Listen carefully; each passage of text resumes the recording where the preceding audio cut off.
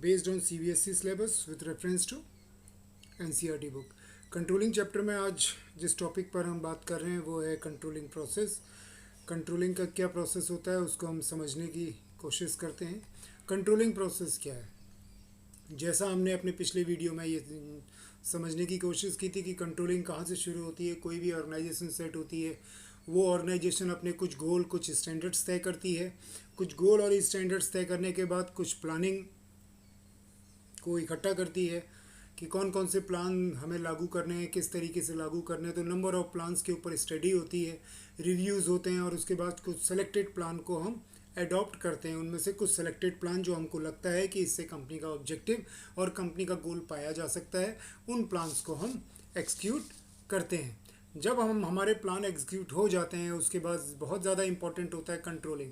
Controlling का मतलब क्या होता है? कंट्रोलिंग का मतलब जैसा पिछले वीडियो में हमने समझा था, कंट्रोलिंग एक प्रोसेस है जिसमें हम चीज़ों को देखते हैं, मॉनिटर करते हैं कि वो एज पर स्टैंडर्ड्स जो हमने फिक्स किए हैं, जो हमने टारगेट्स बना रखे हैं, जो स्टैंडर्ड्स हमने बना रखे हैं, उन स्टैंडर्ड्स के अकॉर्डिंग काम हो रहा है या नहीं हो रहा है। अगर नहीं हो रहा है तो उसको फाइंड आउट करना कहाँ पे क्या प्रॉब्लम है और उस प्रॉब्लम को शॉर्ट आउट करना, उसमें जो भी करेक्टिव मेजर्स की ज़रूरत है वो लेना, ताकि जो आपकी इंटायर आपकी प्लानिंग है वो smoothly without any hurdles and problems smoothly आगे को चले। तो वो हो जाती है आपकी कंट्रोलिंग। अब इस कंट्रोलिंग की जो कंट्रोलिंग है वो भी एक कॉन्टीन्यूस प्रोसेस है, क्योंकि planning is itself a controlling continuous process. तो उसको कंट्रोल करना भी एक कॉन्टीन्यूस प्रोसेस है। हमेशा आपको कंट्रोलिंग की ज़रूरत पड़ती है, हर लेवल पर इसकी ज़रूरत पड़ती है। तो कंट्रोलिंग की प्रोसेस क्या है? Setting performance standard. सबसे पहले हम जो स्टैंडर्ड्स हैं, जैसा हमने प्लानिंग में कहा था, कंट्रोलिंग में कहा था कि हम स्टैंडर्ड सेट करते हैं, कि हम अपने टारगेट सेट करते हैं कि क्या हमारे टारगेट्स हैं, क्या हमारे स्टैंडर्ड्स हैं, जिसके अकॉर्डिंग हमको अपने काम करने हैं। यानी कि जो स्टैंडर्ड्स होते हैं वो एक तरह की गाइड होती है, आपकी एक गाइड होती है जो आपको रास्ता दिखाती है कि आपको यहाँ तक पहुँचना है। राइट। तो वो स्टैंडर्ड्स जो हैं, सेटिंग परफॉर्मेंस स्टैंडर्ड। सबसे पहले हम अपने जो स्टैंडर्ड्स हैं वो तय करते हैं कि हमको किस तरीके से और कहाँ पर पहुँचना है। और कोशिश ये रहती है कि हमारे जितने भी स्टैंडर्ड्स हैं वो क्वांटिटिव फॉर्म में हो तो ज़्यादा अच्छा है। क्वांटिटिव फॉर्म का मतलब हुआ कि जिनको हम क्वांटिटी में डिस्क्राइब कर सकें, यूनिट्स में डिस्क्राइब कर सकें। क्योंकि जब किसी भी चीज़ को हम यूनिट्स में डिस्क्राइब कर पाते हैं या डिस्क्राइब किया जा सकता है तो उसका कंपैरिजन ईजी हो जाता है, उसको कंपेयर करना इजी हो जाता है, उसको स्टडी करना इजी हो जाता है। उसमें जो ड्रॉबैक्स हैं, जो कमियां हैं, उनको ढूंढ पाना, उनको रिव्यू कर पाना और उस पर करेक्टिव मेज़र ले पाना आसान हो जाता है जब वो क्वांटिटिव फॉर्म्स में होते हैं। जैसे कि क्वांटिटिव फॉर्म में एक ऑर्गेनाइजेशन में क्या क्या चीज़ें बन जाती हैं। जैसे रेवेन्यू है, जो रेवेन्यू मतलब पैसा जो आ रहा है, जो हम मार्केट से कलेक्ट कर रहे हैं, जो सेल के अगेंस्ट हमको रेवेन्यूज़ मिल रहे हैं, जो पैसा मिल रहा है, या जो हमारा पैसा खर्च हो रहा है, एक्सपेंडिचर्स हैं जो हमारा खर्च हो रहा है कंपनी को चलाने में, मटेरियल को बनाने में, उसको सेल करने में, और भी जितनी एक्टिविटीज़ हैं उसमें जो पैसा खर्च हो रहा है वो भी एक क्वांटिटिव फॉर्म में आ जाता है। हम ये पता कर सकते हैं कि हमारी सेल कैसी है, वो क्वांटिटी में आप मेंशन कर सकते हैं, पर यूनिट प्राइस निकाल सकते हैं, क्वांटिटी सेल पर यूनिट की सेल निकाल सकते हैं, यूनिट वाइज निकाल सकते हैं, कॉस्ट वाइज उसको निकाल सकते हैं। हम अपना जो टाइम है वो टाइम को क्वांटिफाई कर सकते हैं, यानी कि टाइम को भी क्वांटिटी में मेंशन कर सकते हैं। तो ये बहुत सी चीज़ें हैं, या ज़्यादातर जो चीज़ें हैं वो क्वांटिफाइड हो जाती हैं। तो वो क्वांटिफाई करके हम उनके स्टैंडर्ड तय कर लेते हैं। स्टैंडर्ड सेटिंग परफॉर्मेंस स्टैंडर्ड का मतलब फॉर एग्जांपल कि हमने एक अपना स्टैंडर्ड बना लिया, एक गाइड बना ली, एक एक टारगेट फिक्स कर लिया कि हमको इस क्वार्टर में, साल के पहले क्वार्टर में, जो अप्रैल से मई जून, अप्रैल मई जून का जो पहला क्वार्टर है उसमें हमको 50,000 यूनिट्स तैयार करके मार्केट में सेल करने, बेचने 50,000 यूनिट्स किसी भी XYZ चीज़ के। तो ये हमने एक स्टैंडर्ड बना लिया, इसमें 50,000 जो है वो क्वान्टिफाइड स्टैंडर्ड है। अब वो उस क्वार्टर में वो 50,000 यूनिट्स बनते हैं या नहीं बनते हैं, कम बनते हैं या ज़्यादा बनते हैं, वो हम आराम से एनालिसिस कर सकते हैं, क्योंकि वो हमने क्वांटिफाइड कर दिया। 50,000 यूनिट्स हमको एक फिगर मिल गया जो हमने एक स्टैंडर्ड तय कर लिया एक क्वार्टर के लिए। राइट। कुछ चीज़ें जो होती हैं जो क्वांटिफाइड नहीं हो पाती, वो मतलब आप ये कह सकते हो कि वो क्वांटिटिव ना होके क्वालिटेटिव होती हैं। क्वालिटेटिव का मतलब जिसको आप फिगर्स में मेंशन नहीं कर पाते, जॉब सेटिस्फैक्शन। एम्प्लॉयज़ का जॉब सेटिस्फैक्शन लेवल क्या है, एम्प्लॉयज़ का मोटिवेशन लेवल क्या है, हमारे प्रोडक्ट की मार्केट में गुडविल क्या है, हमारी कंपनी की गुडविल क्या है, हमारे प्रोडक्ट की गुडविल क्या है।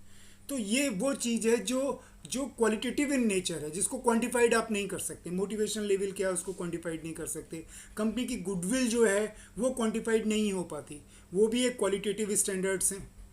बट स्टैंडर्ड्स डिफाइन किए जा सकते हैं कि उसको स्टैंडर्ड के रूप में फिक्स किया जा सकता है कि मोटिवेशन लेवल एम्प्लॉयज़ का क्या होना चाहिए, जॉब सेटिस्फेक्शन लेवल क्या होना चाहिए। हमारा अगर हम गुडविल की बात कर रहे हैं, अपने प्रोडक्ट की बात कर रहे हैं, तो वो गुडविल स्टैंडर्ड्स हमारे क्या होने चाहिए। और अगर कंपनी की गुडविल की बात करें तो कंपनी की गुडविल स्टैंडर्ड्स क्या होने चाहिए। ये क्वांटिफाइड भी हो सकता है, मतलब क्वांटिटिव फिगर्स में भी लिया जा सकता है और क्वालिटेटिव फिगर्स में भी स्टैंडर्ड सेट किए जा सकते हैं। तो कंट्रोलिंग प्रोसेस का सबसे पहला हिस्सा हुआ कि हम कुछ स्टैंडर्ड्स तय कर लेते हैं जिसको फॉलो करते हुए हम अपनी प्लानिंग को एक्सिक्यूट करते हैं। सेकंड आता है मेजरमेंट ऑफ एक्चुअल परफॉर्मेंस। उसके बाद सवाल उठता है कि जो हमने स्टैंडर्ड्स बना लिए, अब हमको ये देखना है, ये मॉनिटर करना है कि वो काम जो हमने जिस तरीके से जिन टारगेट्स को लेके फ्रीज किया था उसके अकॉर्डिंग हो रहा है या नहीं हो रहा है। जैसे सपोज करके किसी भी कंपनी का एक आपका मार्केटिंग यूनिट है या सेल्स एंड मार्केटिंग यूनिट है, यानी कि वो डिवीज़न है जहाँ पे प्रोडक्ट को मार्केट में बेचा जाता है। तो हमारी सेल वॉल्यूम कितनी है, हमने कितने यूनिट्स मार्केट में सेल किए, उस मार्केट में सेल करते समय हमारे पर यूनिट या टोटल कितने एक्सपेंसेस आए, कितने उससे रिलेटेड खर्चे थे। तो उसकी एवरेज निकालना कि कितनी वॉल्यूम सेल हुई और उस वॉल्यूम को बेचने के लिए उससे रिलेटेड ओवरहेड एक्सपेंसेस कितने थे, तो पर यूनिट ओवरहेड एक्सपेंसेस आपने कैलकुलेट किए। तो ये चीज़ें जो हैं एक्चुअल परफॉर्मेंस को निकालने में, ये एक्चुअल परफॉर्मेंस इससे निकाली जाती है। जैसे सेल आपकी कितनी हो गई, सेल पर यूनिट आपका खर्चा कितना आ गया, उसकी मार्केट में किस तरीके से, मतलब किस तरीके से उसकी डिमांड बढ़ी, कितना परसेंट उसकी डिमांड बढ़ी या कितना परसेंट उसकी डिमांड कम हुई। ये कैसे पता चलेगा, ये पता चलेगा कि आपकी सेल वॉल्यूम को देखते हुए आपने मार्केट सेगमेंट में कितना इंक्रीज़ किया या कितना डिक्रीज़ किया। एक्चुअल मेज़र कर रहे हैं आप, राइट। एडवर्टाइजिंग के कितने खर्चे आ रहे हैं, उस प्रोडक्ट को प्रमोट करने के लिए कितने एक्सपेंसेस आए, ये आप मेज़र कर रहे हैं एक्चुअल परफॉर्मेंस, एक्चुअल क्या परफॉर्म हुआ। एचआर डिपार्टमेंट में लेबर कॉस्ट कितना है, लेबर टर्नओवर कितना जा रहा है, लेबर कॉस्ट कितनी जा रही है, ये एचआर डिपार्टमेंट की ड्यूटी हो गई। आपका प्रोडक्शन हो गया, तो हमने कितने प्रोडक्ट बनाए, कितने क्वांटिटी में प्रोडक्ट बनाए, उनकी क्वांटिटी कितनी है, उसकी क्वालिटी कितनी है, उसमें पर प्रोडक्ट बनाने में कितनी कॉस्टिंग आ रही है, उसकी कॉस्ट परफॉर्मेंस कैसी जा रही है, कितनी कीमत आ रही है, कितना रॉ मटेरियल लग रहा है, वो रॉ मटेरियल जो लगा आपका अलग अलग सेगमेंट में कितना रॉ मटेरियल लगा कि आपका एक एंड प्रोडक्ट बना।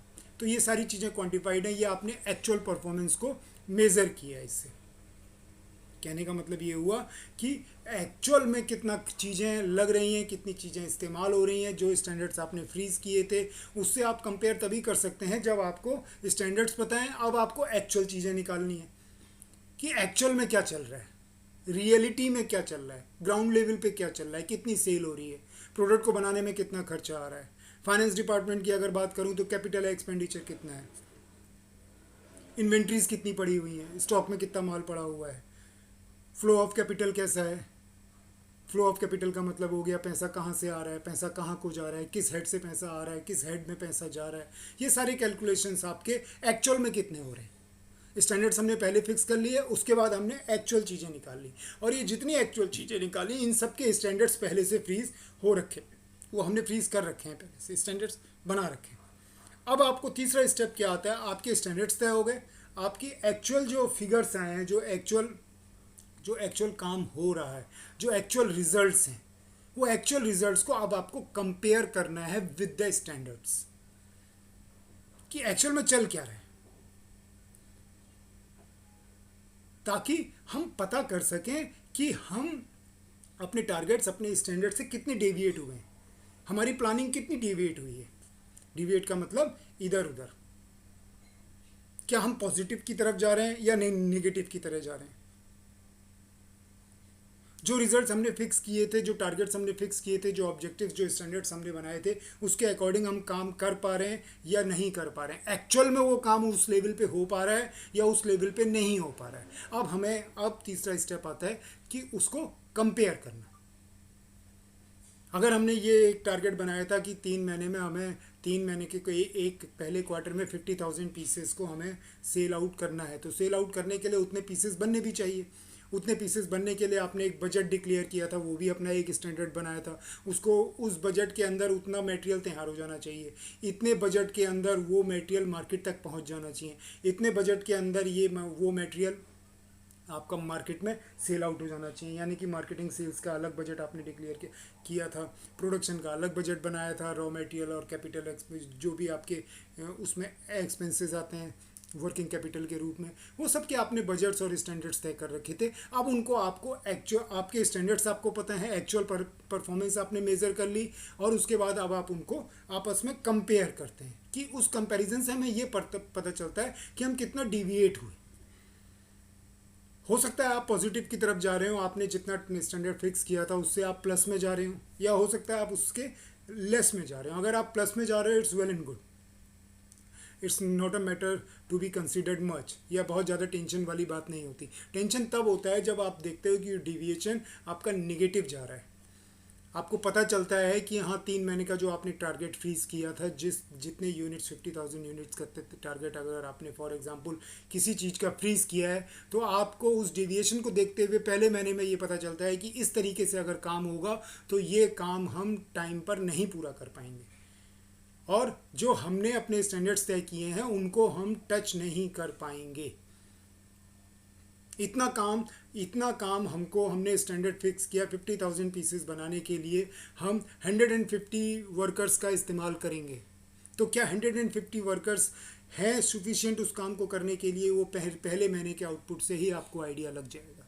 तो आप कंपेयर करते हैं जो स्टैंडर्ड आपने फ्रीज किया और एक्चुअल परफॉर्मेंस का जो रिजल्ट्स आपके पास है, उस कंपैरिजन से क्या फ़ायदा होता है? उस कंपैरिजन से आपको ये फ़ायदा होता है कि आपको ये पता चलता है कि कहाँ पे क्या कम रह गया, और जब आपको ये पता चल जाता है कि किस किस सेगमेंट में किस किस जगह पर कमी छूट गई है, सेल आपकी सही हो रही है लेकिन प्रोडक्शन में प्रॉब्लम आ रही है, प्रोडक्शन भी अपने हिसाब से एवरेज सही काम कर रहा है लेकिन एचआर की प्रॉब्लम है। एचआर की प्रॉब्लम मतलब लेबर सप्लाई की प्रॉब्लम है, वर्कर्स की जो स्किल्स हैं, जो टैलेंट्स हैं, वो कहीं पे कम पड़ रहे हैं।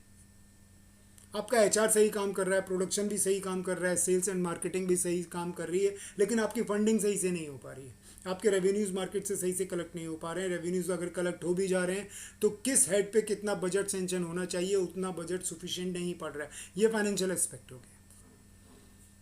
तो ये चीज़ एक्चुअल और स्टैंडर्ड्स को जब आप कंपेयर करते हैं तो आपको पता चलता है किस जगह पे क्या प्रॉब्लम आ रही है, किस सेगमेंट में कहाँ पर क्या प्रॉब्लम है, वो कंपेयर करके। तो आप क्या करते हैं उस अगले स्टेप में, एनालाइजिंग डिविएशंस। तो आप उस डिविएशंस को एनालाइज करते हैं कि ये क्यों हुआ, कहाँ हुआ और किस लिए हुआ, क्योंकि जब आप उसका एनालिसिस करेंगे तभी आप किसी रिजल्ट्स पे पहुंच पाएंगे ना, तभी आप उसके ऊपर कोई करेक्शंस या कुछ अमेंडमेंट्स कर पाएंगे। तो सबसे पहले आपने क्या किया, स्टैंडर्ड फ्रीज किए कि ये स्टैंडर्ड पे काम होना है, ये एज अ गाइड काम करेगा। उसके बाद आपने जो एक्चुअल परफॉर्मेंस हो रही है वो मेज़र की, स्टैंडर्ड हो गया, एक्चुअल परफॉर्मेंस हो गया, वो आपने मेजरमेंट ले लिया, आपके पास स्टैंडर्ड्स की रिजल्ट्स, स्टैंडर्ड्स आपके फ्रीज हैं, एक्चुअल मेजरमेंट के फिगर्स आपके आ गए। अब आपने उनको कंपेयर किया ये फाइंड आउट करने के लिए कि डिविएशन कहाँ पर है, और जब आपको एक बार डिविएशन मिल गया, आपको ये पता चल गया किस जगह पे प्रॉब्लम है, तो अब आपने उसका एनालिसिस शुरू कर दिया। तो एनालिसिस जो कंपनी में होता है, एनालाइजिंग द डिविएशंस, ये फाइंड आउट करना कि कहाँ पर कितना डिविएशन आ गया, वो होता है आपका ये फाइंड आउट करना कि कहाँ पे क्या प्रॉब्लम है। वो कैसे होगा? एक्सेप्टेबल रेंज ऑफ डिविएशन क्या है? हर कंपनी के अपने अपने रूल्स, अपने अपने रेगुलेशंस होते हैं, सबको पता है नथिंग इज़ परफेक्ट। आप जो स्टैंडर्ड सेट करेंगे 100% उसी तरीके से काम नहीं हो सकता। 100% आप चाहो वही एक्यूरेसी आ जाएगी, टेक्नोलॉजी कितनी ही इम्प्रूव्ड हो, 100% वो एक्यूरेसी लाना हर क्षेत्र में एज अ टोटलिटी की मैं बात कर रहा हूँ, वो पॉसिबल नहीं हो पाता। तो हम क्या करते हैं, कुछ स्कोप ऑफ डिविएशंस रखते हैं, कुछ कुछ हद, कुछ लिमिट्स रखते हैं कि इतना तक चल जाएगा, इससे ज़्यादा हुआ तो इट बिकम अ टेंशन, तब वो matter has to be considered and rectified immediately. आप मटेरियल बना रहे हैं किसी भी चीज़ का, आपने 50,000 का अगर 3 महीने में टारगेट रखा है और 1 महीने आप देखते हैं कि आपने जो प्रोडक्ट बनाया, जो क्वांटिटी आपने बनाई 1 महीने में जो बननी चाहिए थी, वो तकरीबन 1%, 1.5%, 2% कम बनी, तो ये परमिसिबल लिमिट है उस कंपनी के रूल्स के अकॉर्डिंग। उस कंपनी ने इतना डेविएशन स्कोप रखा है कि 1-2% अगर प्लस माइनस हो रहा है तो वो एडजस्ट किया जा सकता है, ओवरलुक किया जा सकता है, उसको उसको अगले कंसाइनमेंट में, अगले दौर में, अगले महीने में उसको रिकवर करने की कोशिश की जाएगी, की जा सकती है। वो कैसे होगा, वो करेक्टिव एक्शंस में देख लिया जाएगा अगले स्टेप में। तो आपने क्या किया, कुछ लिमिट तय कर रखी थी डिविएशंस की, परमिसिबल लिमिट्स, कि इतने तक चल जाएगा, इसके ऊपर अगर हुआ तो फिर हमें करेक्टिव मेजर्स की ज़रूरत आपको पड़ती है। उसमें क्या आ गया, पहला आ गया critical point control. Critical point control क्या होता है? क्रिटिकल पॉइंट कंट्रोल ये हुआ कि आपका कहाँ पर ऐसा है कि आपको लग रहा है कि ये काम पे असर पड़ने से या इस जगह पर असर पड़ने से आपके रिजल्ट्स अफेक्टेड होते हैं। कौन से ऐसे की रिजल्ट एरियाज हैं, कौन से ऐसे की रिजल्ट एरियाज हैं जिससे आपके टारगेट्स पे, आपके ऑब्जेक्टिव्स पे फर्क पड़ता है, तो आप वो फाइंड आउट करते हैं। आपका मटेरियल जो बेच रहे हैं उसकी क्वांटिटी कितनी बिक रही है, ये की रिजल्ट एरिया है, इस पे ध्यान देना बहुत ज़्यादा ज़रूरी है। की रिजल्ट एरिया, जिसको शॉर्ट में KRA भी कहते हैं, क्रिटिकल पॉइंट, जिसके प्लस माइनस होने से आपके ultimate objective of the company पे असर पड़ता है।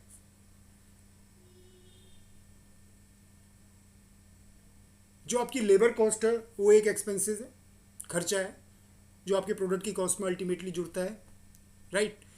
एक ये एग्जांपल बुक का ही दिया हुआ है, मतलब बुक में ही मेंशन किया गया, और बहुत अच्छा एग्जांपल है कि लेबर कॉस्ट का फ़र्क पड़ता है, जो आपका अल्टीमेट, जो भी आप ओवरहेड एक्सपेंसेस आपके होते हैं उनमें एक लेबर कॉस्ट भी है।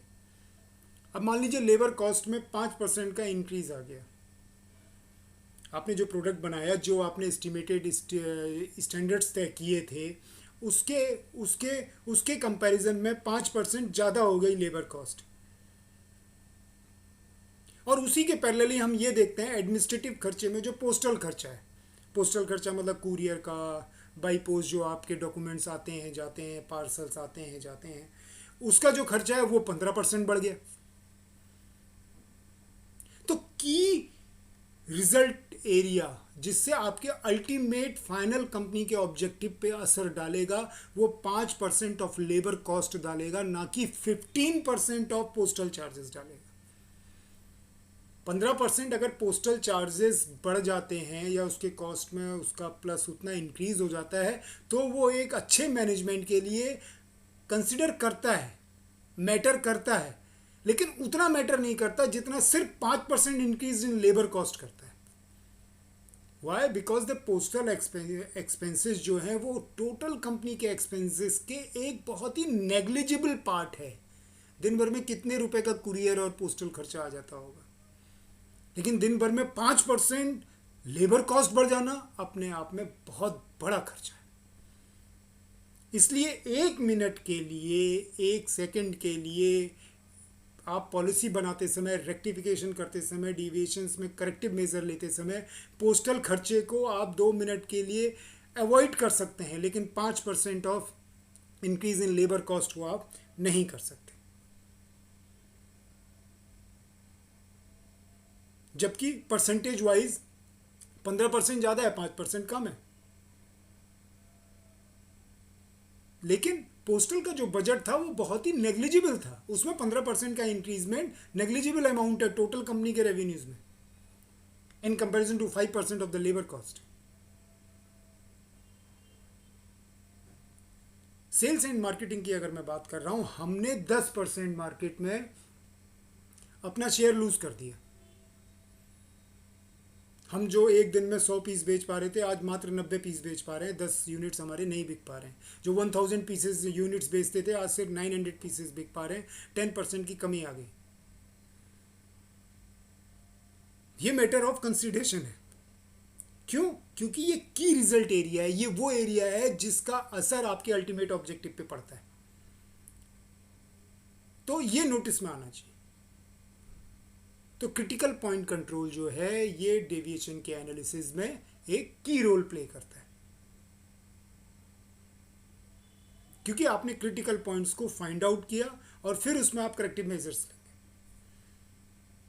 मैनेजमेंट बाय एक्सेप्शन ये कहते हैं कि जब कोई कंपनी बड़ी है, एक ऑर्गेनाइजेशन बड़ा है, एक बहुत ही सोफिस्टिकेटेड टाइप के फ्रेमवर्क में हम काम कर रहे हैं, एक सोफिस्टिकेटेड और इंटीग्रेटेड आपका नेटवर्क है, जो पूरी कंपनी का पूरा अपना एक सिस्टम है, वो बहुत ही बड़ा है। तो ये पॉसिबल ही नहीं है आप कितनी टेक्नोलॉजी का इस्तेमाल कर लें, कितना ही कुछ कर लें, हर एक्टिविटीज़ पे आप नज़र रख सकते हैं, हर एक्टिविटीज़ की कमी और अच्छाइयों को आप फाइंड आउट कर सकते हैं। This is next to impossible.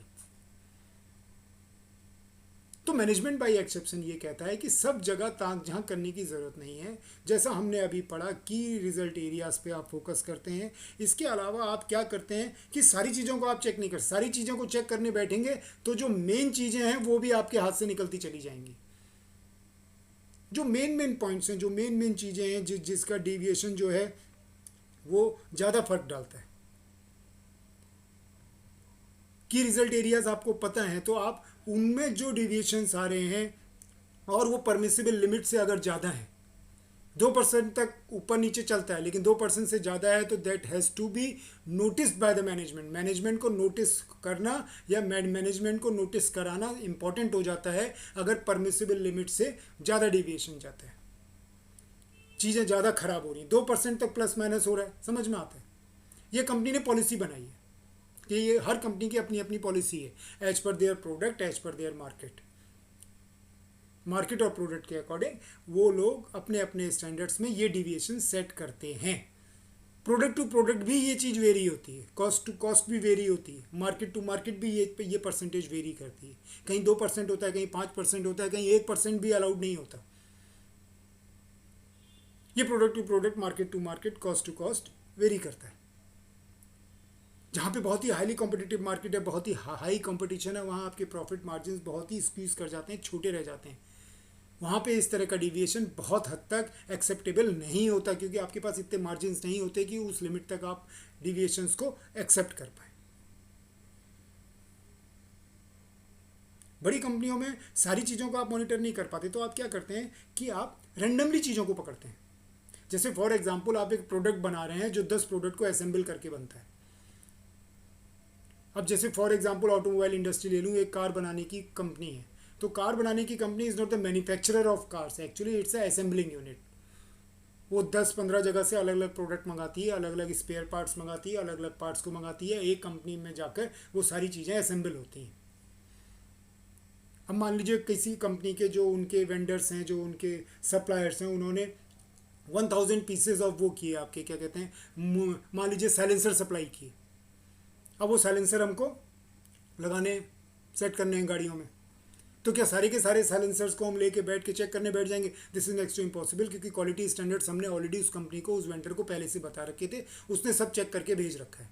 लेकिन इसका ये मतलब नहीं है कि हम अपने असेंबलिंग यूनिट में, क्योंकि फाइनल प्रोडक्ट अल्टीमेटली हमारे ब्रांड नाम से बाहर निकल रहा है, हमारी मार्केट में रेपुटेशन खराब होती है, हमारा प्रोडक्ट खराब होता है, तो हमारी भी ड्यूटी बनती है कि हम उन प्रोडक्ट्स को चेक करें, उन साइलेंसर को चेक करें। लेकिन सारे के सारे चेक करने बैठ जाएंगे, it will create a lot of wastage of time. तो हम क्या करते हैं, रेंडमली पकड़ लेते हैं। बीच में से एक साइलेंसर निकाला, उसको पूरा चेक किया, फिर बीच में से कोई एक साइलेंसर निकाला, चेक किया। तो रैंडम चेकिंग से भी आप एक परफेक्शन लेवल तक पहुंच जाते हैं, उससे आइडिया लग जाता है कि ये चीज़ सही आई है, या ये लॉट सही आई है, या लॉट सही नहीं आई है। और अगर वहाँ पे कोई परमिसिबल लिमिट से ज़्यादा है, जैसे आपने 10 पीस रैंडमली निकाले, 10 पीस में से मात्र एक पीस था जिसमें डिफेक्ट आया, या जिसमें आपको लगा कि as per your quality standards ये मैच नहीं कर रहे, तो यानी कि आपका डिविएशन रेशियो कितना निकला, 10%। 10 में से एक पीस में प्रॉब्लम आई, तो आप एक एज्यूम कर लेते हैं कि टोटल लॉट में अप्रॉक्सीमेटली 8 to 10% जो प्रोडक्ट है वो डिफेक्टेड हो सकता है। फिर आप अगले, क्योंकि आपको एक प्रोडक्ट गलत मिल गया तो आप उसको कंफर्म करने के लिए फिर अगले 10 पीस रेंडमली निकालते हैं और फिर आप देखते हैं कि हाँ अरे इनमें तो 10 पीस में एक भी पीस खराब नहीं निकला।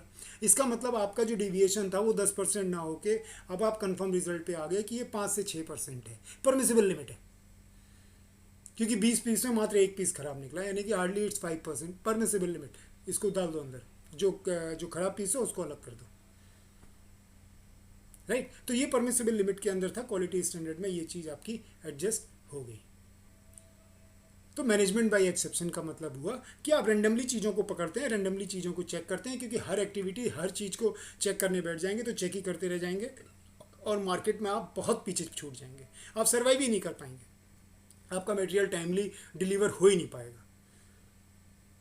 तो मैनेजमेंट बाय एक्सेप्शन का मतलब हुआ जो भी आपके क्रिटिकल पॉइंट्स हैं, जो भी आपकी क्रिटिकल चीज़ें हैं जिनसे आपको लगता है आपके अल्टीमेट प्रोडक्ट में उसका फ़र्क आना है, उसके प्रोडक्ट में असर पड़ना है उस चीज़ का, या आपकी मार्केट शेयर में असर पड़ना है, आपके प्रॉफिट्स में असर पड़ना है, आपके कंपनी के गोल और ऑब्जेक्टिव्स में उस चीज़ का असर पड़ना है, तो उन चीज़ों को एक्सेप्शनली आप रेंडमली चेक करते हैं और उसमें जो भी डिविएशंस आते हैं, जो भी आपको अंतर नज़र आता है, उस अंतर को देखते हैं परमिसिबल लिमिट के अंदर है या नहीं है। अगर होता है तो इमीडिएटली आपकी ड्यूटी बनती है टॉप मैनेजमेंट, जो डिसीजन मेकिंग अथॉरिटीज़ हैं, उस इशू पे जिन लोगों के पास अथॉरिटी है डिसाइड करने की या डिसीजन लेने की, करेक्टिव मेजर्स लागू करने की, उनको आप फ़ौरन इन्फॉर्म करते हैं, मैनेजमेंट को नोटिस में ये बात डालते हैं कि भाई ये चीज़ इधर इस जगह पर ये चीज़ इतनी गलत है।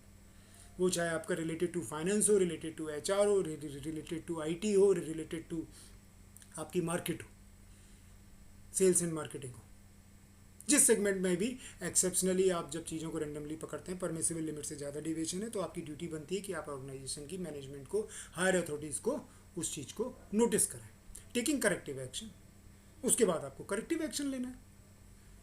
जो भी उसकी डिसाइडिंग अथॉरिटी है, जो भी आपका जिस डेजिग्नेशन के लोग हैं, जिस लेवल की प्रॉब्लम है, उस लेवल के लिए कौन से वो लोग हैं, कौन से वो मैनेजर, जनरल मैनेजर या ऊपर सीनियर लेवल पे हायरार्की पे बैठे हुए लोग हैं जिनके पास ये अथॉरिटी है, ये पावर है कि उसके करेक्टिव मेजर्स पे वो डिसीजन ले सकते हैं। किसी चीज़ को अगर रिपेयर करना है, किसी एक मशीन को रिपेयर करना है, तो मुमकिन है वो रिपेयर की ज़रूरत है, ये बात डिसाइड कर लेगा आपका सुपरवाइज़र जो डायरेक्ट उस फैक्ट्री उस मशीन के ऊपर लोगों से काम करवा रहा है, उसने ही मैनेजमेंट को आगे फॉरवर्ड कर दिया। तो एक सीनियर लेवल का मैनेजर इस चीज़ की परमिशन दे देता है, हाँ कि इसको रिपेयर करो। लेकिन अगर वो फॉल्ट इतना बड़ा है कि आपको लगता है कि ये मशीन अब आगे काम ही नहीं कर पाएगी, तो उसको वो सीनियर मैनेजर को चेंज करना है, नई मशीन चाहिए। तो नई मशीन की रिपेयरिंग की लिमिट तक तो उसके पास अथॉरिटी थी, लेकिन जब नई मशीन खरीदने का नंबर आया तो हमें परमिशन चाहिए सीधे जनरल मैनेजर से।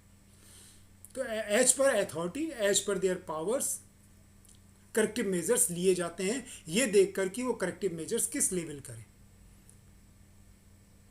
जैसे प्रोडक्शन में काम हो रहा है, अब प्रोडक्शन में क्या है कि आपका मटेरियल डिफेक्टिव है, तो आप क्या करेंगे, मटेरियल की क्वालिटी स्टैंडर्ड्स आपको पता चली, जो आपका रॉ मटेरियल आया है उसके क्वालिटी स्टैंडर्ड्स वो नहीं है जो कायदे में आपको अपना फिनिश प्रोडक्ट बनाने के लिए चाहिए। आपके वर्कर ने, आपके सुपरवाइज़र ने, आपका जो भी स्किल्ड आदमी था जो वहाँ पे काम कर रहा था, उसने इन्फॉर्म किया, तो इमीडिएटली वो प्रोडक्ट आप चेंज कर दोगे। कोई मशीन आपकी डिफेक्टिव हो गई, जैसा मैंने अभी बोला, या तो वो रिपेयर होगी या चेंज होगी, ये आपके करेक्टिव एक्शन हुए। कोई मशीन ऑब्सोलीट हो गई, ऑब्सोलीट का मतलब आउटडेटेड हो गई, वो इतनी पुरानी मशीन है और इस स्पीड से काम कर रही है कि आप उससे डिज़ायर्ड रिजल्ट्स क्वांटिटी में नहीं ले पा रहे हैं, वो एफिशिएंट नहीं है, उसमें टाइम भी ज़्यादा लग रहा है और आउटपुट भी बहुत बहुत कम आ रहा है। वो टेक्नोलॉजी आज से 10 साल पहले ऑब्सोल्यूट हो चुकी थी, ख़त्म हो चुकी थी, बट फिर भी उसी टेक्नोलॉजी का आज हम इस्तेमाल कर रहे हैं, उसी मशीन का आज हम इस्तेमाल कर रहे हैं। इमीडिएटली चेंज इट, उसमें रिपेयरिंग की ज़रूरत नहीं है, फ़ौरन चेंज कर दीजिए। आपकी प्रोसेस में कोई डिफेक्ट है, जिस प्रोसेस से आप काम कर रहे हैं उसमें आपको लग रहा है कि ये काम इस प्रोसेस से नहीं होना चाहिए था, ये प्रोसेस में ये मॉडिफिकेशन की ज़रूरत है, इमीडिएटली उसको मॉडिफाई कीजिए। उसका करेक्टिव मेजर क्या हुआ, उसको, उस प्रोसेस को फ़ौरन मॉडिफाई करना। आप देख रहे हैं एनवायरनमेंट डिफेक्टिव है, फिजिकल एनवायरनमेंट डिफेक्टिव है।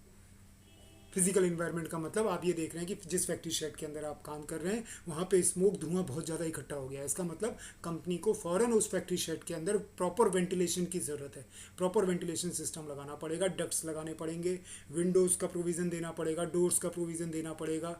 जिस तरीके से भी आप एक अच्छा इन्वायरमेंट बना सकते हैं अंदर फैक्ट्री शेड का, वो आपको बनाना पड़ेगा, तभी आप एक डिज़ायर्ड प्रोडक्टिविटी ले पाएंगे, एक डिज़ायर्ड रिजल्ट्स ले पाएंगे, क्योंकि अल्टीमेटली डायरेक्टली इनडायरेक्टली वो आपके वर्कर्स की हेल्थ को असर कर रहा है। ये आपका करेक्टिव मेजर हुआ। इन्वायरमेंट में अगर कोई प्रॉब्लम आ रही है आपकी, तो आप देख रहे हैं आपका ड्रेन सिस्टम सही नहीं है, आपका जो रॉ मटेरियल कह रहा हूँ, जो आपका एंड प्रोडक्ट के बाद जो वेस्टेज निकल रहा है वो सही से डिस्चार्ज नहीं हो पा रहा है, वहीं पे इकट्ठा हो जा रहा है, गंदगी फैल रही है। आपको ड्रेन सिस्टम अपना सही करना है। You have to take the corrective measures for that improvement in that environment, right. तो ये हो गए आपके करेक्टिव एक्शंस।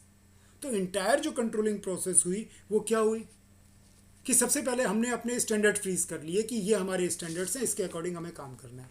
उसके बाद जो एक्चुअल काम हो रहा है वो एक्चुअल काम होते समय हमने उस परफॉर्मेंस को नोट कर लिया कि एक्चुअल हमारा ये काम हो रहा है। अच्छी कंपनियां, बड़ी कंपनियां, वेल ऑर्गेनाइज्ड कंपनियां काम होते समय ही एक्चुअल परफॉर्मेंस नोटिस करना शुरू कर देती हैं। वो आखिरी समय का इंतज़ार नहीं करती कि 3 महीने का टारगेट है 50,000 यूनिट्स का, तो हम 3 महीने बाद ही चेक करेंगे 50,000 पीस बने या नहीं बने। जो समझदार कंपनी है, जो अच्छी कंपनी है, जो ब्रांडेड कंपनी है, जो एक वेल स्ट्रक्चर पे काम करती हैं, एक सिस्टमेटिक वे से काम करती हैं, वो रैंडमली बीच बीच में इस चीज़ को चेक करती रहती हैं कि हमारी जो परफॉर्मेंस लेवल है, जो हमारे एक्चुअल रिजल्ट्स हैं, वो हमारे स्टैंडर्ड के साथ मैच कर रहे हैं नहीं कर रहे हैं। अगर 3 महीने में 50,000 पीस चाहिए तो 1 महीने में तकरीबन आपके 17-18 हज़ार पीस 1 महीने में बनने चाहिए, तभी तो जाके 3 महीने में 50,000 पीस बन पाएंगे। हम 2 महीने तक आराम से बैठे रहें और तीसरे महीने में हपड़ दपड़ खड़ी हो जाए, this is not a proper way. तो setting performance standard, then measuring the actual performance. उसके बाद जो आपके स्टैंडर्ड्स आ गए और एक्चुअल परफॉर्मेंस आ गई, उसका आपने कंपैरिजन किया। कंपैरिजन करने के बाद आपने ये फाइंड आउट किया कि एनालाइजिंग द डेविएशंस, आपने डेविएशंस को एनालाइज किया। डेविएशन को एनालाइज करने का तरीका हो गया क्रिटिकल पॉइंट कंट्रोल हो गया। आपने उन पॉइंट्स को, उनकी एरियाज़ को देखा जिसकी प्रॉब्लम या जिनमें प्रॉब्लम आने की वजह से आपके अल्टीमेट रिजल्ट्स में फ़र्क आता है, उनको फाइंड आउट किया। मैनेजमेंट बाय एक्सेप्शन, बहुत ही बड़ी कंपनी है, बड़ी ऑर्गेनाइजेशन है, सारी चीज़ों पे आप नज़र नहीं रख सकते। मेन मोटी मोटी चीज़ें, मोटी मोटी जो आपकी प्रोसेस हैं, जो मेजर एक्टिविटीज़ हैं, जिन पे असर या जिन पे पड़ने वाला डेविएशन आपकी परमिसिबल लिमिट से ज़्यादा है, अगर उस पर परमिसिबल लिमिट से ज़्यादा असर पड़ता है तो अल्टीमेट ऑब्जेक्टिव आप हासिल नहीं कर पाएंगे। तो उन पे नज़र रखना, उनको एनालाइज करना और उनको फाइंड आउट करना के साथ साथ मैनेजमेंट को उस बारे में रिपोर्ट करना। फिर आता है टेकिंग करेक्टिव एक्शंस। जब एक बार मैनेजमेंट के पास या जो भी आपकी साइनिंग अथॉरिटी या जो भी आपका डिसीजन मेकिंग अथॉरिटी है उसके पास जब आपके पास डिविएशंस की रिपोर्ट पहुंच गई, अब उस पर करेक्टिव एक्शंस लेना है। मशीन ख़राब हो गई तो आप उसको रिपेयर कराइए, ऑब्सोल्यूट हो गई तो उसको इमीडिएटली चेंज कीजिए, उसको मॉडिफाई कीजिए। कोई प्रोसेस आपको लग रही है बहुत पुरानी प्रोसेस हो गई, उसमें चेंजेस लाइए। इन्वायरमेंट ख़राब है, इन्वायरमेंट को ठीक कीजिए। आप जिस तरीके से मटेरियल को बेच रहे हैं, जिस तरीके से आप प्रोडक्ट को प्रमोट कर रहे हैं, एडवर्टाइजिंग कर रहे हैं, वो तरीका ठीक नहीं है, उसका इम्पैक्ट मार्केट में सही नहीं पड़ रहा है, उसको चेंज कीजिए। तो ये हो गया आपके करेक्टिव एक्शन। तो ये हो गया हमारा इंटायर कंट्रोलिंग प्रोसेस। अगर ये वीडियो आपको अच्छा लगा तो प्लीज़ इसको लाइक कीजिए, सब्सक्राइब कीजिए और शेयर कीजिए। आपका फीडबैक हमारे लिए बहुत इंपॉर्टेंट है। Please keep writing to us. Have a nice time. Bye.